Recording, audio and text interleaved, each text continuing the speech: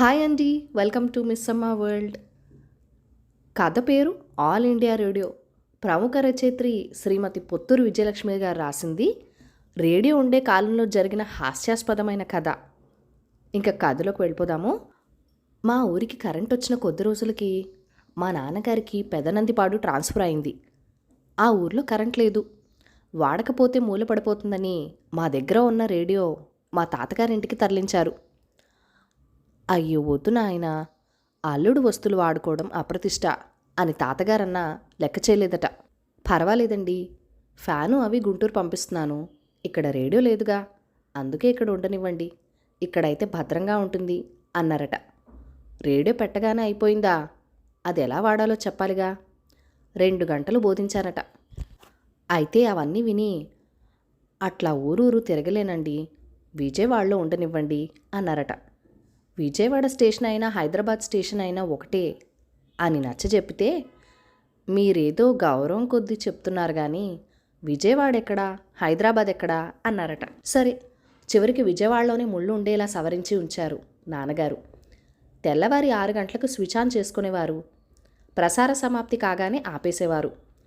Radio వచ్చాక పూజ తగ్గించానని మీ అత్తగారు సణుగుతోంది, కానీ నాకు బాగా కాలక్షేపం అవుతుంది అని ఉత్తరం రాశారు వారం రోజుల తర్వాత.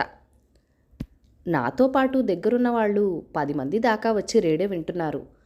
అలా మందల కొద్దీ జనం వింటే రేడియో శక్తి తగ్గిపోతుందని మీ అత్తగారు గొడవ చేస్తోంది. అంతేనంటారా? మీరు ఏ విషయం కార్డు ముక్క రాస్తే కావాలంటే అందరినీ తోలేసి నేనొక్కడనే వింటాను అని రాశారు మరో పక్షం తర్వాత. నాన్నగారు నవ్వుకొని ఊరుకున్నారు. అమ్మ వెంటనే కార్డు రాసింది. ఎంతమంది విన్నా ఏమీ కాదు, అమ్మ సనుగుడు పట్టించుకోకండి అంటూ. వారం తిరగకుండానే అమ్మమ్మ దగ్గర నుంచి ఉత్తరం. కూతురు మీద కోపం వచ్చింది కాబోలు.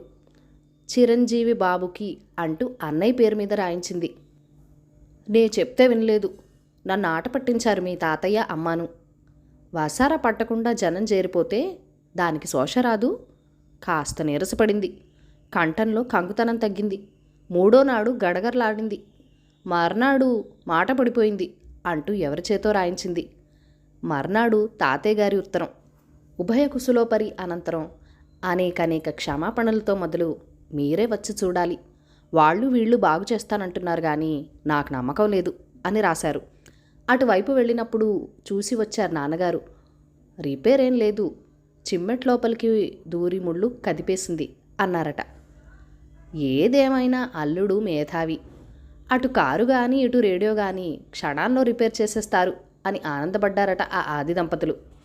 ఆ తర్వాత జనం చేరకుండా కట్టడి చేసిందట అమ్మమ్మ. 2 నెలలకి అమ్మమ్మ మీద దిగులుగా ఉందని గొడవ చేస్తుంటే మనిషినిచ్చి పంపించారు. నేను వెళ్ళిన మర్నాడే తాతయ్య గారు ఏదో పని మీద దమనవారిపాలెం వెళ్ళారు. వెళ్ళేటప్పుడు కరెంటు పోయింది.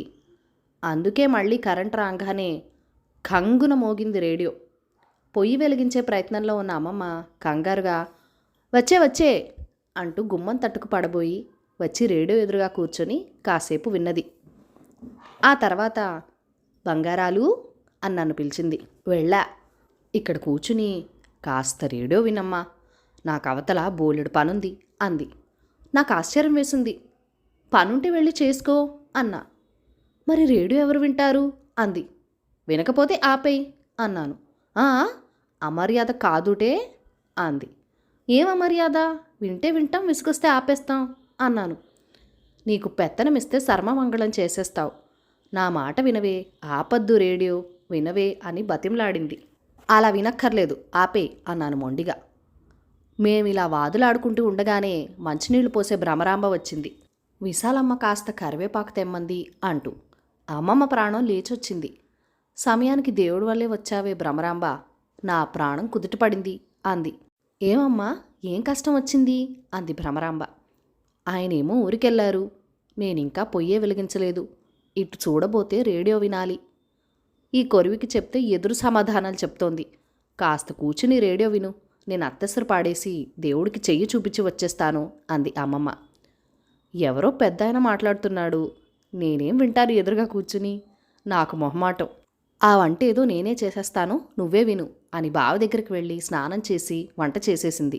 వంట అయ్యాక కరివేపాకు కోసుకొని వెళ్ళిపోయింది. ప్రసార సమాప్తి అయ్యాక నైవేద్యం పెట్టి నాకు అన్నం పెట్టింది అమ్మమ్మ ధుమధుమలాడుతూ. సాయంత్రం దీపాలు పెట్టే వేళకి కాస్త ముందే వచ్చేసింది విశాలమ్మ గారు. రా పిన్ని అంది అమ్మమ్మ. విషయం అంతా భ్రమరామ చెప్పింది. నువ్వు రేడియో వినాలిగా, పోనీ కాస్త తోడుగా ఉంటుందని వచ్చా అంది ఆవిడ. ఏం చెప్పమంటావు పిన్ని, చెప్తే దీనికి అర్థం కాదు. అల్లుడు అంత అభిమానంగా ఇచ్చిన వస్తువు అప్పుడోసారి పాడైపోయి బాగు చేస్తుంటేనే నా ప్రాణం చచ్చిపోయింది. మనం వినాలనుకున్నప్పుడు చెవులు నిక్కబెట్టుకొని విని తీరుబడి లేదని దాన్ని వదిలేసి వెళ్ళిపోతే, మనసు కష్టపెట్టుకొని మళ్ళీ చెడిపోతే ఏం చేస్తాను అంది అమ్మమ్మ. నిజమే మరి, అయినా ఎవరైనా ఇంటికొచ్చి మాట్లాడుతూ ఉంటే మధ్యలో వెళ్ళిపోతామా, ఇది అంతే అంది విశాలమ్మ గారు. అది కాదు తాతమ్మ, మా ఇంట్లో రేడియో ఆపేస్తాం అని నేను చెప్పబోతే ఠలాయించేశారు. మీ ఇంట్లో మీ ఇష్టం తల్లి, అక్కడంటే మీ నాన్న మీ రాజ్యం, మాకాయన అల్లుడే, ఆ మర్యాద ఉండాల్సిందే అన్నారు. సరే ఏడవండి అని ఊరుకున్నాను. కుయ్యమని రేడియో నోరిప్పింది. ఆకాశవాణి విజయవాడ కేంద్రం అంటూ మొదలైంది. ఇద్దరు మాటలాపేసి శ్రద్ధగా గుళ్ళో కార్తీక పురాణం విన్నట్టు విన్నారు. మార్కెట్ ధరవర్లు మొదలయ్యాయి. బెజవాడ మార్కెట్లో పప్పులు, మరో చోట ఉప్పులు అయ్యాక చేపలు అని మొదలైంది. బొమ్మిడాయిలు, మట్టగిడుసులు, బొచ్చెలు, ఇలా అన్ని చేపల ధరలు విన్నారు ముగ్గు మూసుకొని మొహం ఆడ్చుకుని. తాతయ్య వచ్చేశారు.